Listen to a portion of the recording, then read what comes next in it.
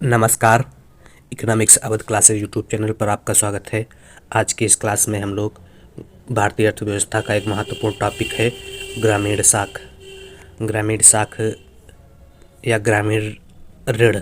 ग्रामीण ऋण की आवश्यकता क्यों होती है, ग्रामीण ऋण के क्या क्या स्रोत हैं, या ग्रामीण ऋण को लेने में क्या क्या समस्याएं आती हैं, इन सब विशेषताओं के बारे में चर्चा करेंगे।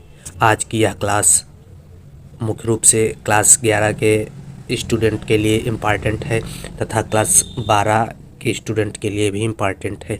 यह क्लास यूजीसी नेट जेआरएफ की तैयारी कर रहे विद्यार्थियों के लिए महत्वपूर्ण है तथा टीजीटी और पीजीटी के विद्यार्थियों के लिए भी महत्वपूर्ण है। तो आज की क्लास स्टार्ट करते हैं। ग्रामीण साख की अगर बात की जाए तो कृषि की वह शाख जिसकी उसे कृषि कार्यों को पूर्ण करने में आवश्यकता के लिए लिया जाता है, उसे कृषि वित्त या कृषि शाख के अंतर्गत रखा जाता है। मतलब कृषि शाख या कृषि वित्त वह वित्त है जिसको बैंकों से या अन्य किसी संस्थाओं से या रिश्तेदारों से कृषि की आवश्यकताओं की पूर्ति के लिए लिया जाता है, तो उसे ग्रामीण शाख कहा जाता है। कृषि शाख बैंकिंग से तात्पर्य जो है ग्रामीण क्षेत्र में किसानों को ऋण सुविधा उपलब्ध कराने से भी होता है। ग्रामीण क्षेत्रों में कृषि शाख जो है किसानों को ऋण से संबंधित सुविधाएं उपलब्ध कराता है। यह ऋण से संबंधित सुविधाएं जो है ग्रामीण किसान संस्थागत और गैर संस्थागत दो स्रोतों से प्राप्त कर सकता है। ग्रामीण शाख एक वित्तीय तंत्र है जिसे ग्रामीण क्षेत्रों में व्यक्तियों, किसानों और व्यवसायों को वित्तीय सहायता प्रदान करने के लिए डिजाइन किया गया है। ग्रामीण कृषि विकास को बढ़ावा देने, ग्रामीण उद्यमिता को बढ़ावा देने और ग्रामीण समुदायों की आर्थिक स्थिति में सुधार के लिए इस प्रकार का ऋण आवश्यक है। ग्रामीण ऋण तक पहुंच किसानों को बीज, उपकरण और प्रौद्योगिकी में निवेश की अनुमति देता है, जिससे उन्हें उस उत्पादकता बढ़ाने और कृषि क्षेत्र के विकास में योगदान करने का अधिकार मिलता है। तो ग्रामीण क्षेत्र में जो कृषि शाख है वह मुख्य रूप से ग्रामीण किसानों को अच्छे बीज खरीदने के लिए, उपकरण खरीदने के लिए या प्रौद्योगिकी में निवेश करने की अनुमति देता है, जिससे क्या होता है, कृषि की उत्पादकता में वृद्धि होती है। अब ग्रामीण शाख की आवश्यकता क्यों होती है इसके बारे में जान लेते हैं। तो ग्रामीण शाख की आवश्यकता, कृषि और कृषि क्रियाकलापों की उत्पादकता बढ़ती है। ग्रामीण शाख से अगर ऋण ग्रामीण शाख अगर लिया जाता है या ग्रामीण क्षेत्र में किसान ऋण लेता है तो ऋण लेने की बदौलत जो है कृषि और कृषि क्रियाकलापों की उत्पादकता में वृद्धि होती है। अगर ग्रामीण किसान ऋण लेता है तो इससे क्या होता है, वह ऋण जो है बीज पर, उपकरण पर एवं प्रौद्योगिकी पर निवेश होता है। यह सब निवेश जो है कहीं ना कहीं उत्पादकता में वृद्धि करता है। अगर उत्पादकता में वृद्धि होती है तो इससे किसान की आय में भी वृद्धि होती है। तो ग्रामीण शाख जो है किसान अपनी आय बढ़ोतरी के लिए भी लेता है। अगला जो ग्रामीण शाख की आवश्यकता है वह है, शाख से किसान बीज, उपकरण, उर्वरक और प्रौद्योगिकी खरीदते हैं जो कहीं ना कहीं उत्पादकता बढ़ाते हैं। इसके अलावा ग्रामीण शाख किसानों की फसल बुआई से लेकर बिक्री तक की अवधि में आजीविका चलाने में मदद करता है। शाख से किसानों के पारिवारिक खर्चों को पूरा किया जा सकता है। इसके अलावा ग्रामीण शाख से ग्रामीण क्षेत्रों में रोजगार के अवसर पैदा होते हैं तथा ग्रामीण क्षेत्रों में शाख से ग्रामीण उद्यमिता को बढ़ावा मिलता है। इसके अलावा शाख से ग्रामीण समुदाय की आर्थिक स्थिति में सुधार होता है। तो इन आवश्यकताओं के कारण ग्रामीण क्षेत्रों में किसान जो है शाख लेता है या वित्त उधार लेता है।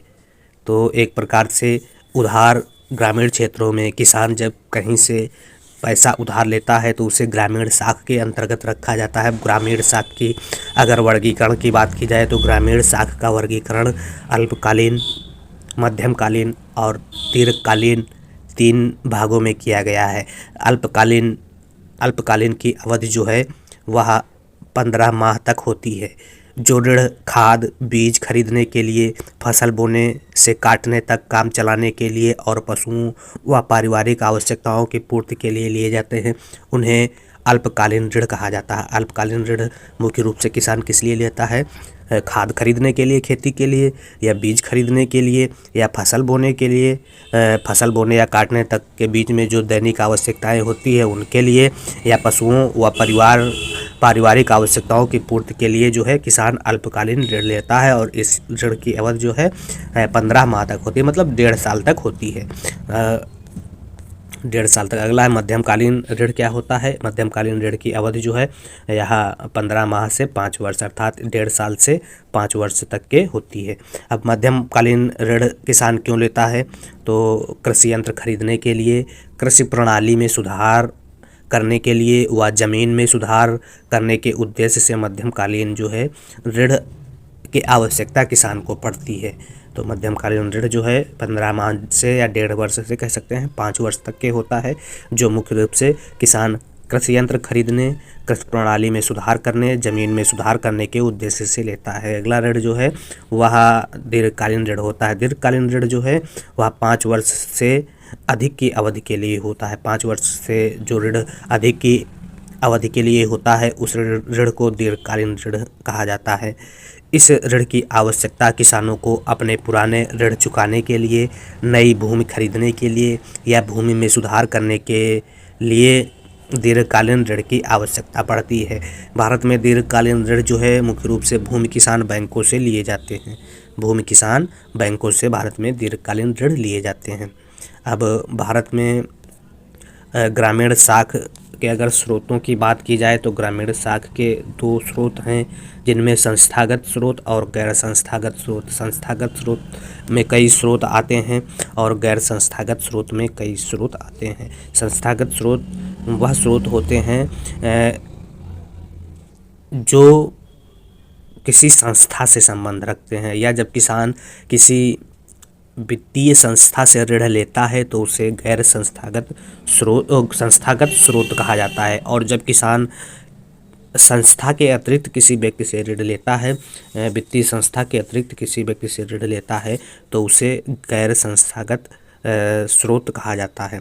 तो संस्थागत स्रोत में वाणिज्यिक बैंक आती हैं, क्षेत्रीय ग्रामीण बैंक आती हैं, सहकारी ऋण संस्थाएं हैं, माइक्रो फाइनेंस संस्थाएं हैं, राष्ट्रीय कृषि और ग्रामीण विकास बैंक हैं, सरकारी कृषि ऋण कार्यक्रम हैं, गैर बैंकिंग वित्तीय कंपनियां संस्थागत स्रोत के अंतर्गत ऋण देती हैं, विकास वित्तीय संस्थाएं संस्थागत स्रोत के अंतर्गत ऋण देती हैं, तथा इसके अलावा कृषि सहकारी समितियां जो हैं संस्थागत स्रोत के अंतर्गत ऋण देती हैं। गैर संस्थागत स्रोत में हैं साहूकार, व्यापारी, कमीशन एजेंट तथा रिश्तेदार एवं मित्र से किसान ऋण ले सकता है, जमींदार से ऋण ले सकता है और चिट फंड। यह सारे स्रोत जो हैं गैर संस्थागत स्रोत के अंतर्गत रखे गए हैं। अब ग्रामीण ऋण के संस्थागत स्रोतों की अगर बात की जाए तो ग्रामीण ऋण के संस्थागत स्रोत विभिन्न संगठनों और संस्थाओं को संदर्भित करते हैं, जो ग्रामीण क्षेत्र में व्यक्तियों, किसानों, व्यवसायों को वित्त सेवाएं और धन प्रदान करते हैं। ये संस्थाएं कृषि गतिविधियों का समर्थन करते हैं तथा ग्रामीण उद्यमिता को बढ़ावा देने में महत्वपूर्ण योगदान करते हैं। इनमें वाणिज्यिक बैंकें आती हैं। वाणिज्यिक बैंकें किसानों को ग्रामीण व्यवसाय, फसल ऋण, कृषि उपकरण ऋण जैसे ऋण उपलब्ध कराती हैं। क्षेत्रीय ग्रामीण बैंक क्या करती हैं? तो क्षेत्रीय ग्रामीण बैंक जिन्हें ग्रामीण क्षेत्रों में ऋण और अन्य वित्तीय सेवाएं प्रदान करने के लिए बनाया गया है। क्षेत्रीय ग्रामीण बैंक की स्थापना अक्टूबर 1975 में की गई थी। अगला जो है माइक्रो फाइनेंस संस्थाएं संस्थागत स्रोत के अंतर्गत हैं। तो ग्रामीण और वंचित क्षेत्रों में व्यक्तियों को छोटे ऋण सहित अन्य वित्तीय संस्थाएं वित्तीय सुविधाएं प्रदान करती हैं। ये संस्थाएं छोटे किसानों को ऋण उपलब्ध कराती हैं। तो माइक्रो फाइनेंस छोटे किसानों को ऋण उपलब्ध कराती हैं। सरकारी कृषि ऋण कार्यक्रम के अंतर्गत जो है किसान वित्तीय संस्थाओं से ऋण लेता है। कई सरकारें कृषि और ग्रामीण विकास को बढ़ावा देने के उद्देश्य से विशिष्ट ऋण कार्यक्रम चलाती हैं, जिनमें रियायती ब्याज दरें और ऋण गारंटी योजना शामिल है। इसके अलावा गैर बैंकिंग वित्तीय संस्थाएं जो कृषि गतिविधियां, पशुओं और ग्रामीण व्यवसायों के लिए ऋण प्रदान करती हैं। गैर बैंकिंग वित्तीय संस्थाएं जो हैं वह कृषि गतिविधियों और पशु और अन्य ग्रामीण व्यवसायों के लिए ऋण प्रदान करती हैं। इसके अलावा अन्य विकास वित्तीय संस्थाएं जो कृषि और ग्रामीण विकास परियोजनाओं के लिए वित्तीय संसाधन उपलब्ध कराकर ग्रामीण ऋण में योगदान करती हैं। इसके अलावा संस्थागत स्रोतों के अंतर्गत एक नाबार्ड है, जिसकी स्थापना 12 जुलाई 1982 को हुई थी। नाबार्ड की स्थापना का मुख्य उद्देश्य जो है कृषि एवं ग्रामीण आवश्यकताओं की पूर्ति के लिए साख सुविधा प्रदान करना है। तो नाबार्ड भी ग्रामीण क्षेत्रों के विकास के लिए ऋण उपलब्ध कराती है। नाबार्ड जो है कृषि एवं ग्रामीण ऋण के लिए सर्वोच्च संस्था है, जिसकी स्थापना डॉक्टर शिवरमन समिति की अनुशंसा पर 12 जुलाई 1982 को हुई थी। वर्तमान में श्री साजी केवी इस बैंक के अध्यक्ष हैं। 1 अप्रैल 1995 से नाबार्ड के अंतर्गत एक नई ग्रामीण आधुनिक संरचना विकास निधि RIDF की स्थापना की गई। स्थापना 100 करोड़ रुपए की पूंजी के साथ की गई थी नाबार्ड की, और वर्तमान में अधिकृत पूंजी जो है 5000 करोड़ रुपए से बढ़ाकर 30,000 करोड़ रुपए कर दी गई है। अब इसी प्रकार से ग्रामीण साख के गैर संस्थागत स्रोतों की अगर बात की जाए तो गैर संस्थागत वित्तीय स्रोत का अर्थ बैंक जैसे संस्थागत स्रोतों से ऋण न लेकर अन्य स्रोतों से ऋण लेना है, जिसमें साहूकार आते हैं। साहूकार ऐसे व्यक्ति या छोटे समूह होते हैं जो उच्च ब्याज दरों पर पैसे उधार देते हैं। साहूकार ऋण का सबसे आसानी से सुलभ स्रोत होता है ग्रामीण क्षेत्रों में। साहूकार जो है वह व्यक्ति होता है जो समय समय पर अपने ग्राहकों की वित्तीय आवश्यकताओं की पूर्ति करता है। साहूकार जो है यह 2 रूपों में पैसा देते हैं, एक कृषक साहूकार के रूप में होता है और व्यावसायिक साहूकार के रूप में होता है। उन व्यक्तियों को जिनका मुख्य व्यवसाय कृषि होता है, लेकिन जो धनवान होने के कारण खेती करने के साथ साथ रुपया उधार देने का भी कार्य करते हैं, कृषि साहूकार कहा जाता है। इसी प्रकार से व्यावसायिक साहूकार वे व्यक्ति होते हैं जिनका मुख्य व्यवसाय ही होता है, रुपया उधार देना होता है। कृषक साहूकार और व्यावसायिक साहूकार में अंतर होता है। भारत में साहूकार जो है कृषि वित्त का महत्वपूर्ण स्रोत माना जाता है, लेकिन इसमें कुछ दोष पाए जाते हैं, जैसे ब्याज की दर जो है बहुत अधिक होती है। ऋण देते समय पूरे 1 वर्ष का ब्याज अग्रिम रूप से ले लिया जाता है तथा साहूकार किसानों को अनुत्पादक कार्यों के लिए भी ऋण देते हैं, जिससे वे अनावश्यक रूप से पे करने के अभ्यस्त हो जाते हैं। इसके अलावा साहूकार जो है हिसाब किताब में भी गड़बड़ी करते हैं। कोरे कागज़ पर ऋणी के हस्ताक्षर या अंगूठे की निशानी लगवा लेते हैं और फिर उनमें वास्तविक ऋण से अधिक रकम भर लेते हैं तथा साहूकार कृषकों को अपनी फसल कम मूल्य पर बेचने के लिए मजबूर करते हैं और उनसे बेगार लेते हैं। तो इस प्रकार से दोषों के आधार पर जो है मुंबई बैंकिंग जांच समिति ने अपनी रिपोर्ट में लिखा है कि साहूकारों के लेन देन का ढंग इस प्रकार का है कि एक बार इनसे ऋण लेने पर इनसे छुटकारा पाना कठिन हो जाता है। इन्हीं दोषों के कारण साहूकार एवं महाजनों की लोकप्रियता जो है वह कम होती जा रही है। तो भारत में साहूकारों से भी ऋण लिया जाता है। अब अगला जो स्रोत है गैर संस्थागत स्रोतों के अंतर्गत वह है व्यापारी और कमीशन एजेंट। इसमें ग्रामीण क्षेत्रों में काम करने वाले व्यापारी और कमीशन एजेंट अक्सर किसानों से ग्रामीणों को ऋण देते हैं। यह ऋण भविष्य में फसल या पशु की बिक्री के लिए अग्रिम राशि होती है। इस ऋण का उपयोग किसान बीज, उर्वरक तथा अन्य उपयोगी उपयोगी ग्रामीण सामग्री खरीदने हेतु करता है। ब्याज की दर काफ़ी ऊंची होती है और किसानों का व्यापारी और कमीशन एजेंटों द्वारा शोषण किया जाता है, यह इसका दोष है। इसके अलावा मित्र और रिश्तेदार, तो ग्रामीण क्षेत्रों में रिश्तेदारों और मित्रों से पैसा उधार लेना आम बात है। इस ऋण पर कोई ब्याज नहीं होता है, धन उपलब्धता की क्षमता सीमित होती है। तो यह भी एक गैर संस्थागत स्रोत का ऋण का स्रोत है। इसके अलावा ज़मींदार से भी किसान ऋण लेते हैं, चिट फंड लेते हैं। और इसके अलावा देसी बैंकर, तो देसी बैंकर क्या होता है? देसी बैंकर से भी ऋण लिया जाता है ग्रामीण क्षेत्रों में। भारतीय ग्रामीण वित्त व्यवस्था में देसी बैंकर का महत्वपूर्ण स्थान है। केंद्रीय बैंकिंग जांच समिति के अनुसार देसी बैंकर उन व्यक्तियों या निजी फर्मों को कहते हैं जो निक्षेपों को स्वीकार करते हैं, ऋण देते हैं और देसी हुंडियों में व्यवसाय करते हैं।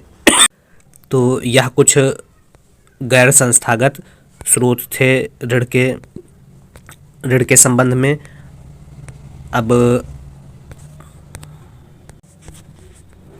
ग्रामीण साख की क्या समस्याएं हैं, तो ग्रामीण साख की समस्याओं के बारे में जान लेते हैं। संस्थागत वित्त का अपर्याप्त होना, साहूकार एवं महाजनों पर निर्भर होना, प्रतिभूति के लिए संपत्ति का अभाव होना, छोटे एवं सीमांत किसानों की समस्याएं हैं। अग्रिम अवधि पार ऋणों की समस्याएं हैं था ग्रामीण। अब इसके अलावा कुछ और समस्याएं हैं, जैसे साख संस्थाओं के पास सरकारी संस्थाओं के पास वित्तीय संसाधनों की कमी है। प्राथमिक कृषि साख समितियों के सीमित कार्यक्षेत्रों और सदस्य संख्या के कारण समितियों को पर्याप्त काम नहीं मिल पाता है। इसके अलावा भूमि विकास बैंकों का विकास भी संतोषजनक नहीं रहा है, यह देश के कुछ स्थानों पर ही केंद्रित है।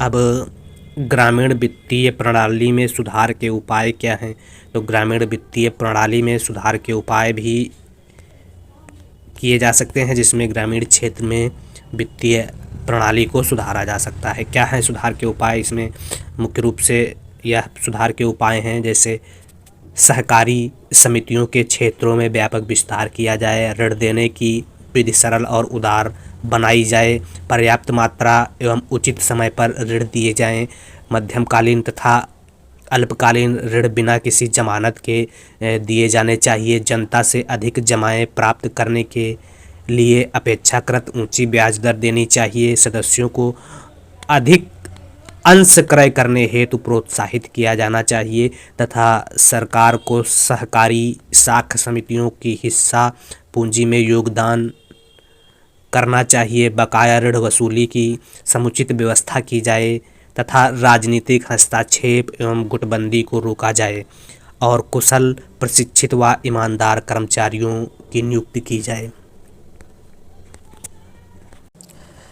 इस प्रकार से ग्रामीण साख जो है भारतीय अर्थव्यवस्था या मुख्य रूप से कह सकते हैं भारतीय कृषि के लिए एक महत्वपूर्ण शाख है, जिसके माध्यम से किसान जो है कृषि का विकास कर सकता है या उत्पादकता में वृद्धि कर सकता है। ग्रामीण साख की व्यवस्था के लिए सरकार को समय समय पर योजनाएं चलानी चाहिए, जिससे ग्रामीण क्षेत्रों को या ग्रामीण क्षेत्रों में रह रहे किसानों को आसानी से ऋण की सुविधा उपलब्ध हो जाए।